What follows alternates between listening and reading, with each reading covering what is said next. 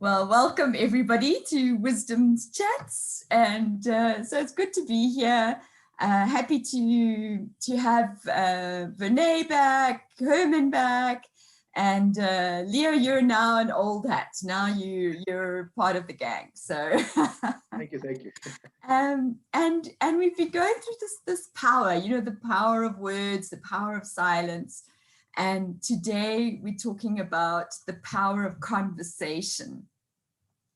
And so I certainly, I do appreciate that we just challenge ourselves just to come up with a conversation about something that's called the power of the conversation.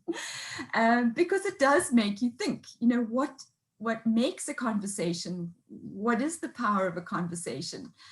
And Herman, I think you pick up these topics through the email, and I know you pop in when you can. So I don't know if I'm pouncing on you too early, but I'm wondering whether you have some thoughts around it to get us going. I actually do. You heard me saying before, I think, that communications and communities and organizations are networks of conversations, and that the quality of our conversations determines the quality of our relationships.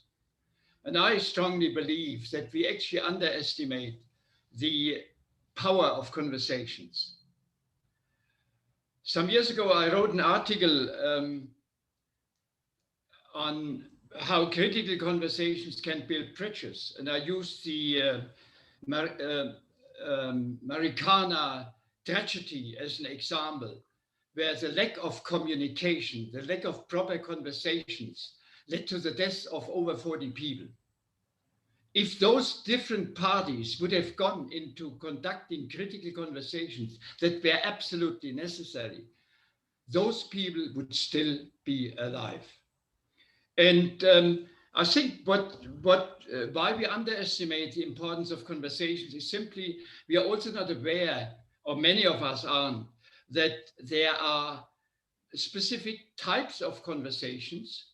And if we prepare for a conversation, and I know I'm going into a conversation with Trevor, for example, to achieve clarity, if that awareness is with me, I stay focused in order to achieve the clarity we are seeking. The same applies for, exploring cooperation. It's the same thing. If we don't have that headline, at least in our head, that that the objective is to explore, for example, cooperation, we might really jump from unsubstantiated and unnecessary remarks and even ultimately miss the actual point of what we want to talk about. And I'm sure we all have been in situations where we avoided the conversations we should have had. And the relief we eventually felt by having those conversations, whatever we expected may not have been as horrible as our expectations painted it for us. And at the same time, the relief we felt by getting clarity, by clearing a misunderstanding or clearing a genuine kind of difference in opinion. I think, and we will not always achieve an agreement in opinion, but to clarify and knowing where we are standing through a clarifying conversation is critical. And the last point I want to make is that we also need to be aware that we have always two kinds of conversation, namely our public conversation, that's what I'm expressing, and the private conversation that's going on in my head at the same time. And not being aware of how to align those things, I think, causes a lot of problems in our conversations. Thank you very much. Always good, Herman, just to hear your reflections and just to know that you have put a lot of thought and it really is set the platform really, really well for us to continue the conversation. So Jasper, what is your take on the power of conversation? Morning, everybody. Thanks, Lee, for just giving me a bit of a run up to it, and so I can get my mind together. But yeah, I think that's wisdom is the visible demonstration of the power of conversations. Because we've literally since we've started it a year ago, several times I was amazed in those early days when you ask people to tell their life stories, just the depth at which they would open up on a public platform like this and share, and how it has impacted us to hear their stories and getting to know them a bit better. And also I'm amazed at the depth of wisdom around this table of people that you can literally chuck a word at them, and after that meeting you can write a book because of all the angles that has been covered. So I just made a few notes here, and the first one is iron sharpens iron. And in conversations with this kind of thing, it forces you to, almost become a better version of you in terms of your communication and your ability to bring over concepts and communicate. Years back, one of the first values that I was exposed to in the sales industry was the voice of the member. And I find it very important, and it basically says everybody has something to add. Make time to listen. And it's a conscious effort to not just carry on your own thing, but make time to listen. And that holds true for families. Make sure every member of the family has a voice, and that kind of thing. Then that's where a good facilitator come in. And I think you're a good one, and Ivan is a good one. We always knew that you were a good one. We discovered Ivan was a good one. And unfortunately, other people are just good at participating. So then I think Herman touched on that, but in the different kinds of conversations that you have, one would then be just a casual one with no means to it, and that's almost just to make up time. Another one would be what Herman touched on, focused conversations, and I almost want to call it brainstorm, where you know that you are now pursuing a topic and you want to focus on that topic. And then I think what happened a lot, and I'll just give a new name for it, but exploratory conversation. And that's where we meet and we talk, but we explore synergy and we explore commonality to see if we can, take it further from here. And that happens between potential couples, husband, wife, or male, female, meeting each other, and or business partners. So yes, so all of that is what I got out of the topic of power of conversation. Thanks, Jasper. And you're so right. We can even now, you've added something, a different dimension and a different angle to this word conversation. And so thank you for that. Vernay, the power of conversation. And you've joining our conversation. So what do you think? I think that it's a very topical subject for wisdoms, because that is what you do every morning. You have conversations. And I think one of the most important things about a conversation is that it's a two-way thing. You listen and you talk. And it's not just putting your ideas forward, it's actually listening to other people's ideas. What Herman said about reaching clarity on something, I agree with that in a conversation. If you're seeking clarity, you also get a chance, if you're in conversations with people, to expand your ideas. If you've got an idea and you talk to other people about it, it helps you to just take your idea a step further. And then I think one of the most important things in a conversation is that you get to see other people's points of view. You get to walk in another person's shoes, and see the other side. You might have a very strong opinion about something, but if you actually enter a conversation with somebody who has a counterpoint, it becomes mind expanding, and you can actually think outside your little box that you've put yourself in. And I think it's really, really important. I mean, one of the things my son and I have loved doing for 15 odd years is picking a topic, and then we have to pick a side of that topic out of a hat, and you've got to argue that point. And it ends up in a really good conversation. And I think it's very important, because it makes you grow as a person, and you can help other people through their problems, help them expand their ideas. And it's very important that one listens when one's having a conversation as well. And I love wisdom's conversations. Well done for saying that, Renee. You can stay. I love this idea, you know, when Jasper was talking about iron sharpening iron, and I can just imagine Renee and her son doing this ding dong backwards and forwards. That's absolutely brilliant.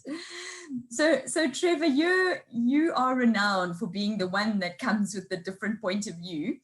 So I'm not putting you on the spot. You can actually have the same point of view as everybody else if you'd like, for a change. But won't you share what you think about the power of conversation? Converse opposite. Go for it, Trevor. Well, you see, I don't agree with Herman at all. So for me, I think conversation is actually a free flow of opinions. And, you know, I think when you're dealing with people who are independent and strong and have basically formed their own opinions, and especially when you're dealing with really old guys like, you know, just smile if you think you've been pointed at. So Ed, you've got such a lovely smile. I really like it. I think that for me, I think people are scared of conversations. I think they are far too sensitive. I think that people tend to be sensitive of what they think other people might be thinking, and no one knows what the hell they're thinking. And the only way to find out what people are thinking is to stop beating around the bush. So I don't know how you came up with this thing. I've been renowned for doing things. I just don't beat around the bush. I tend to actually turn around and say, okay, well, you know what? Tell me what you're thinking, for goodness sake. I'm not out here to sell you. I really don't want to buy anything that you're actually telling me. You know, what is it? Are we just sitting here and having a little Charlie chat? Or is this a way to wheedle in and noodle into me because you want to sell me a little widget that's going to waste my time? You know what? I can either spend 30 seconds in telling you no, or I can spend 3 hours of wasting my time to get to the no that you're going to get anyway. But I'd rather do the short phase so that I can go back into my period of silence. When are we going to talk about silence and silence is golden and all that sort of? No, okay. No, free flow conversation. I tell you what gets to me a little bit. At the moment, there's this huge online, almost amazing breakthrough into networking, where people are turning around the world and saying, you know what, let's spend 24 hours of our day and let's network and let's build relationships. And we sit on these networks of 150 to 250 people, and each one of them turn around to you and say, hey, listen, I want to have a one-to-one meeting with you. And I know most of them are turning around and saying, hey, the reason I want to have a one-to-one meeting with you is that I want to sell you my little widget. Not one of them are wanting to get into a conversation with me to find out what it is that I want and what I want to sell them, because no one wants to be sold on anything, for goodness sake. And what we've got to try and break through is a no BS way to actually get to what is the point. So if this is a conversation put in wisdoms, I'm pleased to hear all the different points of view, but sensitive people and me, we don't tend to get on well together. And yet somehow I weathered the storm. Yeah, I'm just as scared of you as I am of my wife. It's a simple Well, let's see how I seriously doubt that. But yeah, it's thanks, Trevor. It is good to. I always used to say in the sales environment that, and my daughter now, my youngest daughter is also running her own business, and has got all these proposals out and getting frustrated because nobody's getting back to her. And I said, well, now you know why I find it so much easier to work with somebody who gives me a straight out no than a long maybe. So, so thanks for that, Trevor. Edward, what is your perspective on conversations? Yeah, I'm probably going to be a bit disagreeable this morning, because it's quite interesting. Sven, who comes to the UK chats, he says he likes the UK chats because they're conversations, and he doesn't go to many networking events because, like Trevor said, they're just trying to sell widgets. Interesting enough, after the last UK chat, I met Sven on a networking event trying to sell his widget. But I host a networking event on a Thursday, and it's actually called Cornwall Conversations, to try and get those conversations going. And I limit the number of people that can sign up to 30. And we normally get a few dropouts, so it drops down to about 25, which is the maximum I want. And I try and keep the widget selling to a minimum, and then go into breakout rooms where you have conversations. And I think conversations are a two-way thing. And I think these chats aren't conversations, they're structured conversations. But yeah, I value them highly. That's why I get up 2 hours earlier than you guys and come here, because I value them a lot. It's interesting, actually, Herman's answered a question for me, because every night I jot down some notes about what I'm going to say on the subject. And in the morning, I wake up and I look at the notes and think, what the hell did I mean? And I think it's because my internal conversation is different in the morning than it was in the nighttime. So I'm busy trying to surf my notes. And I like that idea of preparation, but for me, I like unprepared conversations. And to me, they're journeys of exploration. It's a bit like travel. And I do want to use two examples. I went to one of those widget selling networking meetings in a hotel one time. And after the meeting, I was waiting at the bus stop to get my bus home. And the hotel was just off a major road. And it was kind of like a traveler's hotel, you know, a salesman's hotel. And there's nothing else around there. And anyhow, at the bus stop, and this guy started talking to me. And it turned out he was homeless. But when COVID came, they put all the homeless in hotels because they were worried about them getting disease, because they normally have poor lung conditions, poor health. And of course, he was stuck in the middle of nowhere in this hotel. If you've ever been in the Premier Inn, they're pretty sort of soulless places. And he used to come out to the bus stop to have conversations with people who were waiting there, because he'd been taken out of his normal circle of people. And he was a fascinating guy because he traveled the world. He'd run a big business. His business had collapsed. His wife had left him. He had a mental breakdown. He became homeless. And we had a most wonderful conversation. And I was almost upset when my bus came. But I just thought it was interesting because I learned so much from him. And I thought it was quite strange that he came out of his hotel to stand at a bus stop, to to have conversations with people. And I really valued that conversation. And I learned a lot. And I learned a lot about homeless people as well. And I saw them in a completely different light. So conversations can change your opinion of the world. And the other conversation I remember was with my younger daughter. Just before her 24th birthday, we went out to dinner together and we had a discussion. And I think it's the first time we'd really reached that stage where I was no longer the big dad and she was the little daughter. We were more like equals. And we were talking over the family history and things that had happened. And it was very interesting to get her perspective on things that I remembered and her view of, and it's interesting what things stood out for her and what things didn't stand out for her.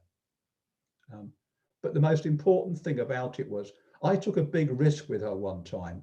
When she was 13, I got her a place on the crew of the Kalahari Akrabi's Extreme Marathon and basically dumped her with a bunch of strangers while I went off and ran through the desert. And I thought that would make her. And during that conversation, she said to me, she said, "Dad, that was the best thing you ever did for me." She said, "It's one of the best moments of my life." She said, "I love the fact that I'm still," and she's been back a few times since. And she said, "I love the fact that I'm still in touch with all those people."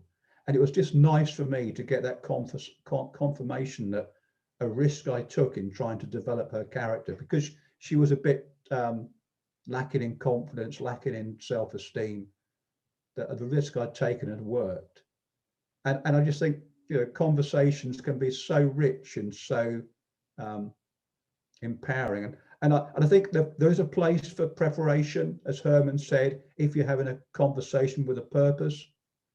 But I think there's also, I think as Trevor alluded to, randomness and hearing new stuff and learning and just going in places you didn't know you were going to go to, like when I talked to the homeless guy at the bus stop.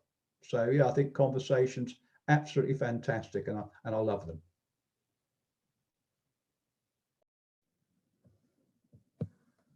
And I love Edward's stories as always, because they illustrate the point so well. So thanks, Edward. Leo, last but not least, share your conversation. The power of conversation to me is such an interesting topic, because I think one can have conversations at different levels with different people. So here's an example. The conversations between my son and the conversations between my daughter. My son came when he was in standard 8. Sorry, still standards. And he said, "Dad, I want to be a communist." Okay, what do I do with this? And I think one of my foundations was always to say, okay, so let's just hear where he's at and what is he saying, and so we had quite a deep conversation around that. And I said, one thing I want you to honor is that while I listen to you, I don't have to agree with you, and you show me the same respect and hear the other point of view. And so it was never about changing him not being a communist, and he never became a communist, but that's not the point. But the conversations, just the ability to allow a very controversial point of view from my point of view was important to have. And we've had since, him and I have amazingly deep philosophical discussions for 1.5 to 2 hours. He's in the States studying, and we talk for hours on the phone, but like in deep stuff, about South African politics, about economic, financial empowerment. We go into all sorts of subjects. But with my daughter, it drives her absolutely nuts when we get into this. And so we have to be very disciplined when we have a family gathering, a braai or a barbecue, and that we don't go into this kind of conversation because you know, I mean, it drives her absolutely around the bend. And so for her, it's more around, you know, where is she at? You know, sometimes she rants and raves and vents, and I must allow that, and not give advice. Don't give advice. You know, just listen. And you know, because all she wants is a voice to be able to speak, and the last thing she wants is a coach or a, you know, anybody giving advice type of stuff. And the reality is these kind of conversations are we have to be careful and wise in terms of who we having conversations with, so that we can be at where they at rather than necessarily be where we at, even with our own points of view. You know, I often get myself into trouble with my point of view of Trump, you know, and my anti-Trumpness. But, you know, I have to allow pro-Trump people to have conversations with me, because otherwise the world is just not going to be a good place. You know, I mean, we have to hear other people's points of view. And what I was looking for in the beginning came to mind is there's a book out there called Crucial Conversations by Kerry Patterson. And a very interesting book about having difficult conversations when you're in a business or a space, and you have to have a difficult conversation. And then how does one go about that? So, you know, I think the power of conversation happens at different levels with different people at different times. Yeah. Thank you. Great examples, Leo. And right there in your own family, you've kind of got the whole world in two people. So that's fantastic. By the way, sorry, my daughter's husband is pro-Trump, and my son and I are anti-Trump. So it creates interesting conversation. Interesting conversations. Oh, lovely. And if you want to join the UK chats tomorrow, we're talking about unity, and is there any value in unity? So, and it is around this having differing points of view, and how can we actually be unified as people? Is it a goal? So conversations, as I say, I really was helpful for me just to think about, so first of all, what is a conversation? You know, how is it different to other communications or other interactions we have as human beings? And I was thinking about, you know, the speeches and the talks that you have, you know, people who are presenting and you've got an audience, and that's very different to a conversation between between two or three or more people, where you're engaged in a common topic, and a conversation has a sense of mutuality of, but I also realized that, and I think we've already mentioned it, as these levels of conversation.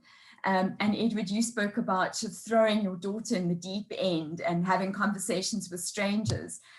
So I learned that from my husband, Christopher. So he's a minister, he's conducted a wedding, and we get invited to the wedding. We don't know the couple, they've just done the polite thing. And when we were young enough, we would, they've invited the minister and his wife, and everybody knows the minister.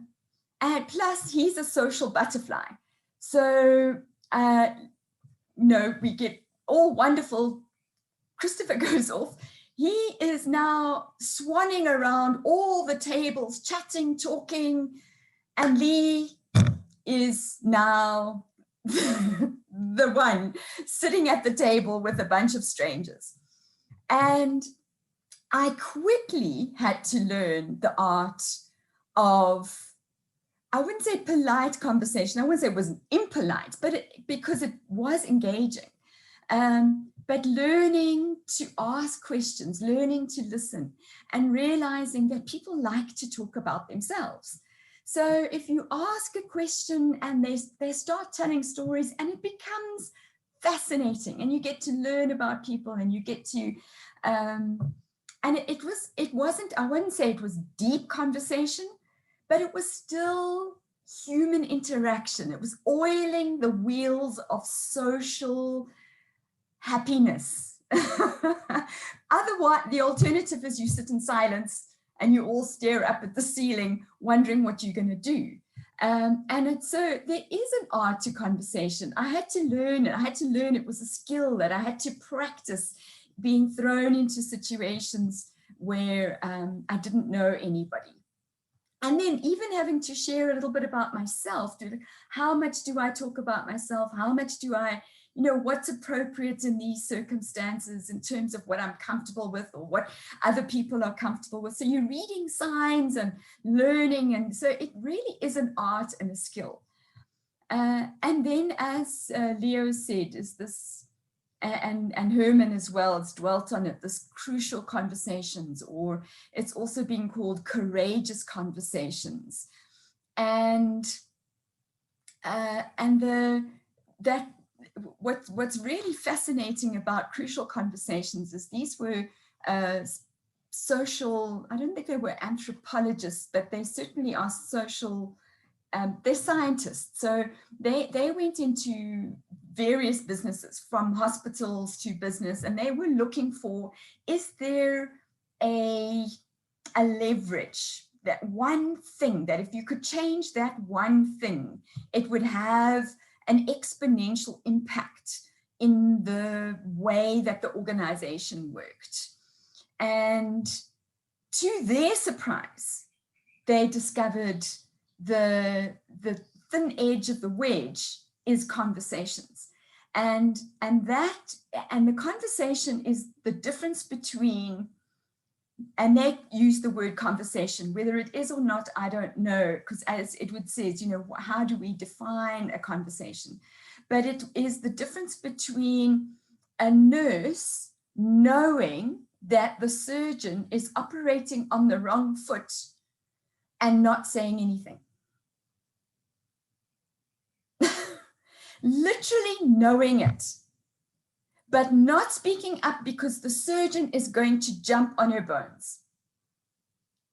And so, it's fascinating that, and that's where I come back to the power of conversations, of speaking up, of saying what's on your mind, of sharing your opinion, of choosing to say something rather than nothing. And I go back then to also the power of silence, because I have been married for 34 years, and I have had to learn that there's a time to speak and there's a time to shut up. It took me a long time to learn to shut up more than to speak. And so it's not the silent treatment. I don't use it as a weapon, but I have learned to keep quiet a lot more than I used to. And it has definitely saved my marriage. So, so conversations are good. And then knowing when to actually not say anything is also very wise. So that's my input in conversations. So I raised the question yesterday, and it was triggered by Trevor proudly displaying days of work of decluttering his home on his wife's instructions, because remember, Trevor's afraid of his wife. So however it came about, there was this huge purging, and I just would love us to discuss the power of decluttering. And I say that as somebody who has over 6,000 unopened emails in my account, because I know they spam, and I just don't have time or effort to just delete them. And there they are, still unopened. So that's my confession. I love Renee's response to that. So, power of decluttering. Let's talk about that tomorrow. Okay. Thanks, everyone. Bye, everyone. Bye. Thank you. Bye.